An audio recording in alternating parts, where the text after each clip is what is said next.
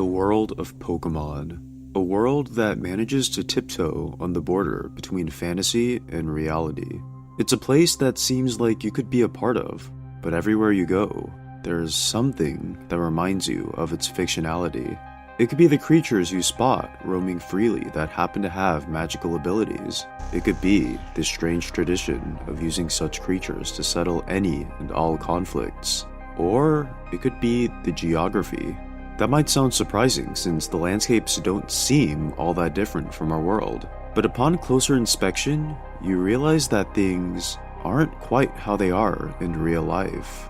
With Legend ZA around the corner and being focused on architecture, I wanted to take a look at the intriguing and sometimes disturbing world of Pokemon cities. Places meant to be a safe haven that hide a sinister secret, because with just a few unfortunate decisions, they can be your worst nightmare.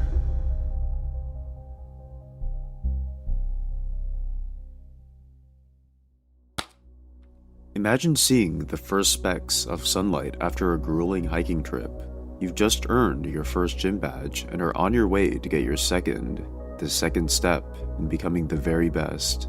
You hop down a few ledges, take a quick rest at the Poke Center, and then you find yourself stuck forever.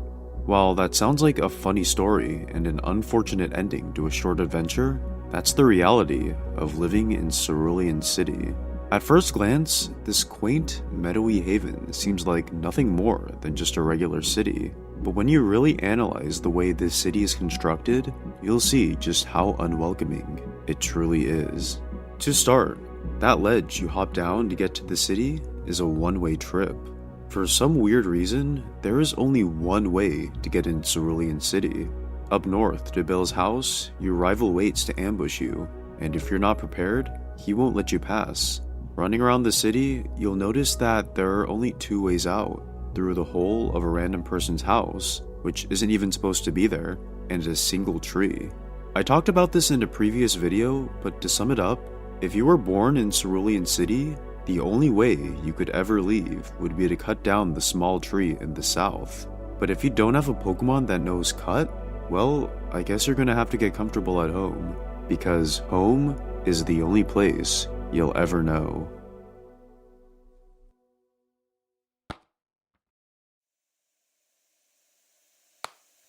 Life on an island is something that many would see as nothing but ideal, a tropical paradise. I mean, who wouldn't think that?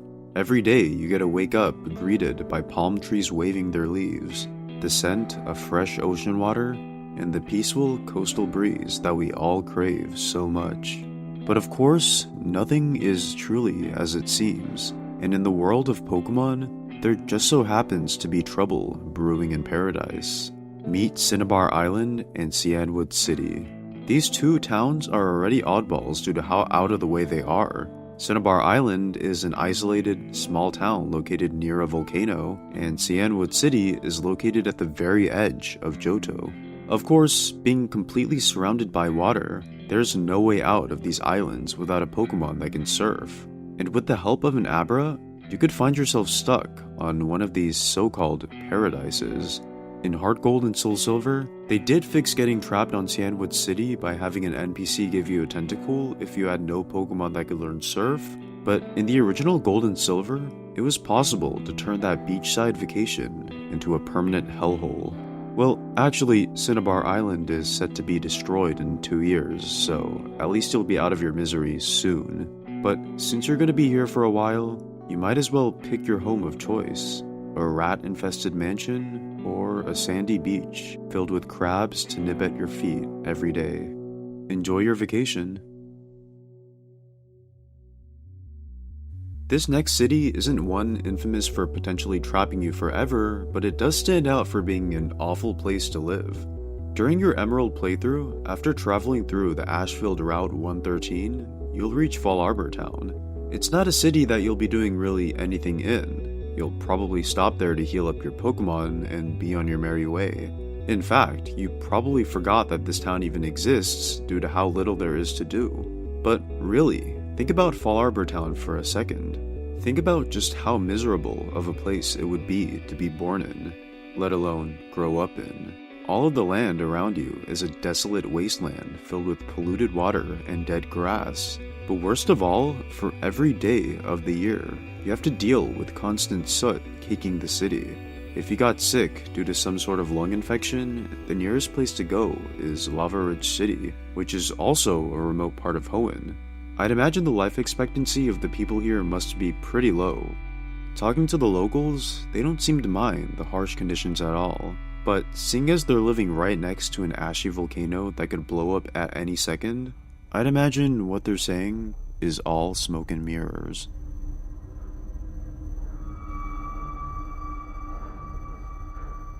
Northern Sinnoh is probably the most treacherous path of any Pokemon trainer's journey.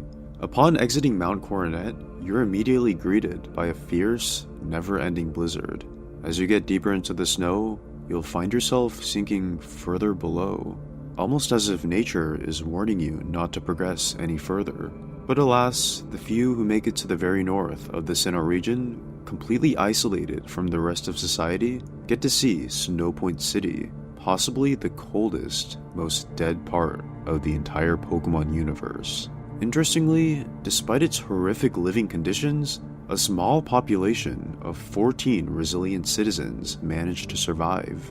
As impressive as it is to see people living in such a place though, there's barely anything to do here. The only noteworthy place is the large temple, which, once you become champion, can be accessed and is the place where you can awaken and catch Regigigas. For those with the displeasure of having to live here though every single day, I'd say it's pretty close to eternal suffering. Waking up every day to the same bleak, boring life, having to wear the same puffy clothes, with the same never-changing expectations in life, in a never-ending snowstorm that'll never settle. Maybe they're waiting for the day that Regigigas wakes up on its own and swallows the city whole, or maybe they're just waiting for a warm summer day that'll never arrive.